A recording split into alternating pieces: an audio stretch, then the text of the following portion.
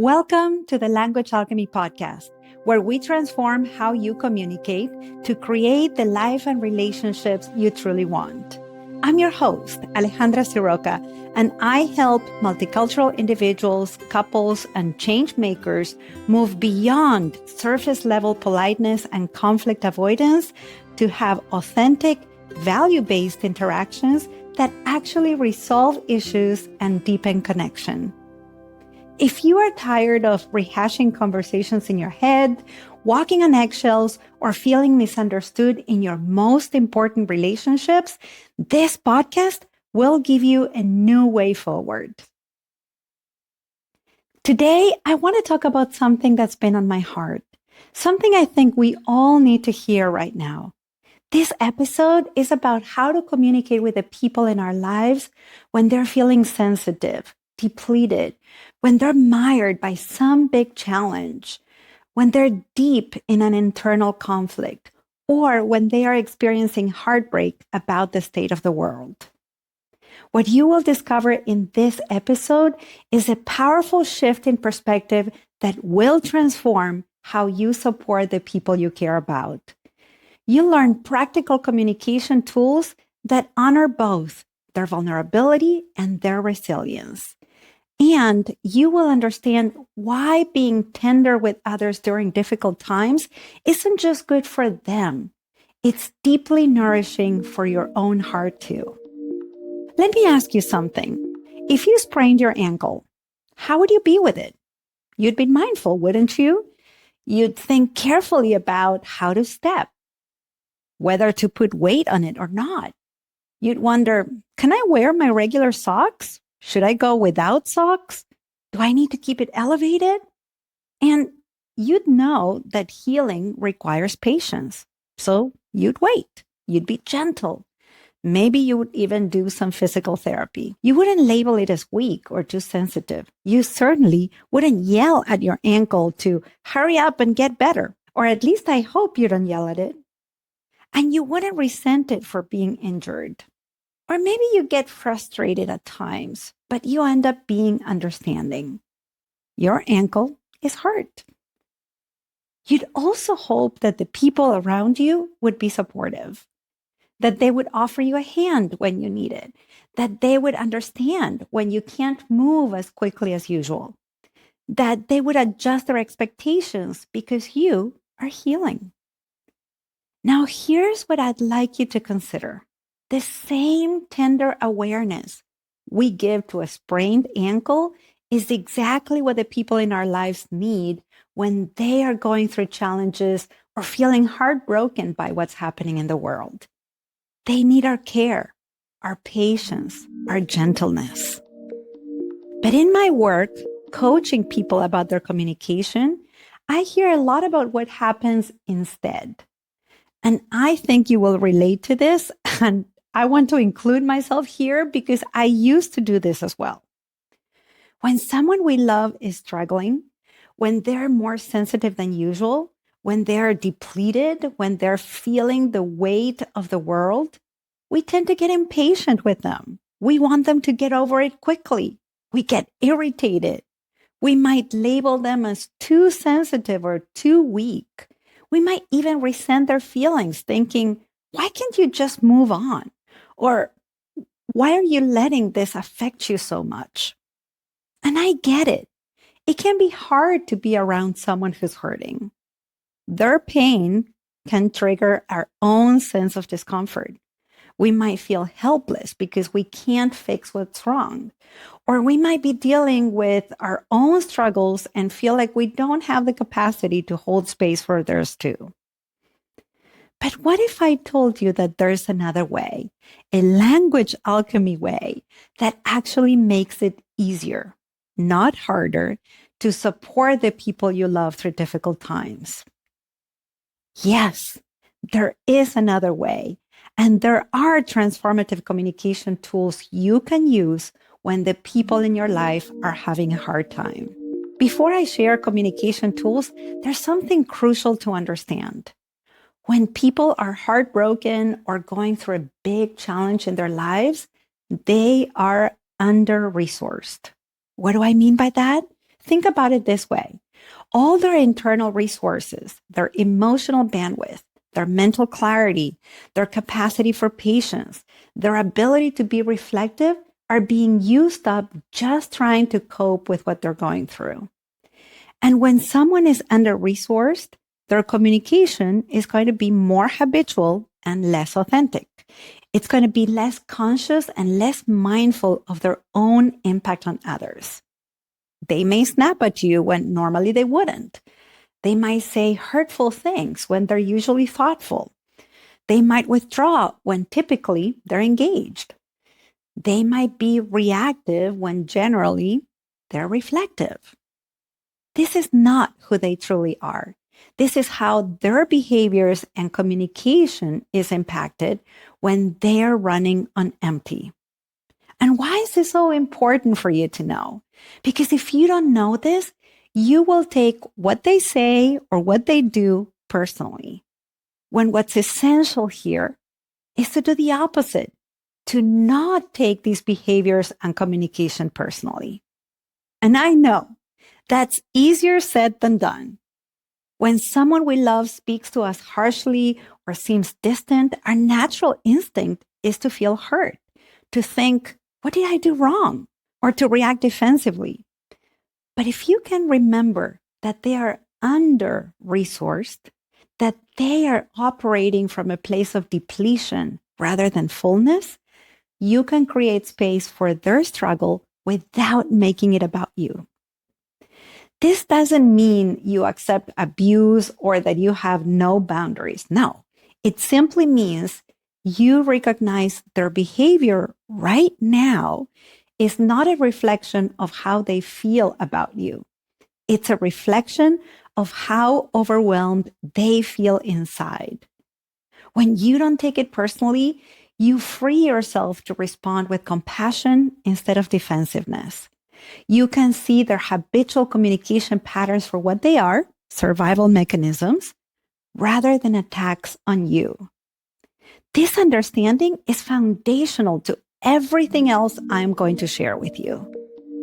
Now that you understand what's happening when someone is under-resourced, let me share some specific communication tools that can transform how you show up for others when they're going through a rough patch. First, remind them of their capacity. When you talk to them, acknowledge not only their difficulty, but also their strength. You may say something like, I know this is really hard right now. And I also know you have such resilience. You've gotten through difficult things before.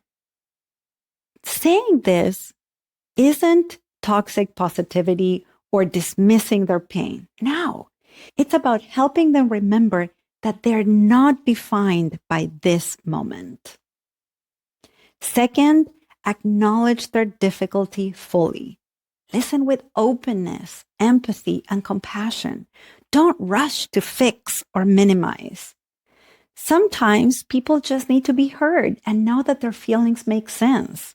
So you might say something like, this sounds really hard. Or, I can see why you're feeling this way. Or simply, tell me more. Third, be tender and gentle. This is so important. Use terms of endearment if that feels natural in your relationship. Speak with a sweet, slow tone of voice. Your softness can be medicine for someone who's hurting. And this is not about being cautious. This is about being caring. Fourth, consider your timing. If you have something big to address, a difficult conversation, a major decision, something that requires their full presence, ask yourself, can it wait? Can it wait an hour, a day, until the weekend? And if it can wait, let it wait. When you do need to have that conversation, check in with them first. You might say something like, I'd like to brainstorm something together. Would you be able to talk about it this weekend? This gives them agency and preparation time. Fifth, create a pleasant environment for difficult conversations. When you do talk about the big topic, set the stage with care. Maybe you prepare a nice cup of tea for both of you. Or maybe you sit on the couch facing each other, or you go out to lunch or for a walk together. The environment matters because it signals that even though the topic is difficult, your connection is safe and important. 6, prepare in advance. Be mindful of the impact of your words. Consider that the other person is going through a rough patch and think about how to communicate what you need to say in a way that's clear, but also compassionate. This isn't about walking on eggshells. It's about being intentional. 7th, be extra patient. I love this phrase I learned from my dear friend and parenting coach, Caroline Griswold. The phrase is, they're not giving you a hard time. They are having a hard time. When you are interacting with someone in your life who's having a hard time, say to yourself as many times as possible, you are not giving me a hard time. You are having a hard time. And when you talk about them with someone else, do not say, my partner is so irritable, or my friend is annoying, or my kid is being a bad kid, or they're giving me such a hard time. Rather say, my loving partner is having such a hard time being patient. Or my dear friend is not honoring our boundaries right now. Or my beloved kid is having a hard time being calm and following through. This perspective and this language changes everything. When you remember this, irritation transforms into compassion.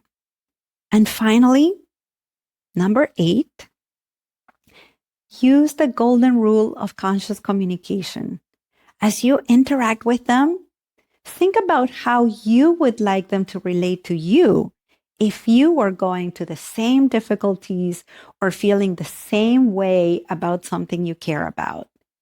If you'd want others to interact with you with respect, understanding, gentleness, patience, then offer the same to them. This isn't complicated, but it requires us to pause and remember our shared humanity. At this moment in our lives, with so much heartbreak in the world, we need to care for one another. We need to show one another that there is beauty in this world, that there is connection and care in our lives, that there is loving support available, that there is understanding and an open heart ready to listen. We need to be each other's keepers. What does that mean? It means showing up with tenderness when someone is hurting. It means choosing compassion over impatience. It means recognizing that when we care for the people in our lives with conscious communication, we're not just helping them. We are creating something beautiful in the world. As you interact with the people in your life this week, I invite you to make an intention. Be their keeper. And then really notice how good and wholesome it feels in your own heart to care for the people in your life. Notice how when you show them that not all is lost, that there is humanity, support, and care in this world, you become the evidence of that beauty. You are providing that with your communication, with your patience, with your tenderness, with your willingness to be present with someone else's pain. This is language alchemy in action. This is how we transform not just our conversations, but our world, one tender interaction at a time. Before I recap what I shared in this episode, I want to thank Patricia and Giovanna for their beautiful emails about the last newsletters. Your words mean so much to me, and I'm grateful you're part of this community. If you're not in the Language Alchemy mailing list, I'd love to have you join us. Visit languagealchemy.com/mailing list, and you can sign up there. I will add the link in the show notes. And here's something I want you to consider. If you're feeling the heartbreak of the world right now, or if you're having a hard time yourself, I encourage you to share this episode with the most important people in your life. Send it to them and tell them to listen because you would so appreciate their care and their support. Give them this gift of understanding how to be with you during difficult times. And if someone you love is going through a hard time, share this episode with them, not as a prescription for how they should feel, but as a way of letting them know you see them and you care. Finally, I want to send my love and appreciation to all the listeners in Europe, especially those in the Netherlands, France, the United Kingdom, Spain, Hungary, Germany, Sweden, Lithuania, and Ukraine. Thank you for being part of this global community of conscious communicators. And now, let's recap what you've heard in this episode. Today, I talked about how to be there for our loved ones during difficult times. I shared with you communication shifts for us and for them when they are having a hard time. I gave you 8 transformative communication tools and reminded you to be tender with the people in your life. Be their keeper. And then notice the beauty that unfolds when you do. Until next episode, and as we say in Argentina, ciao ciao. Original music by Gary Lapo. You can find all links in the show notes at languagealchemy.com.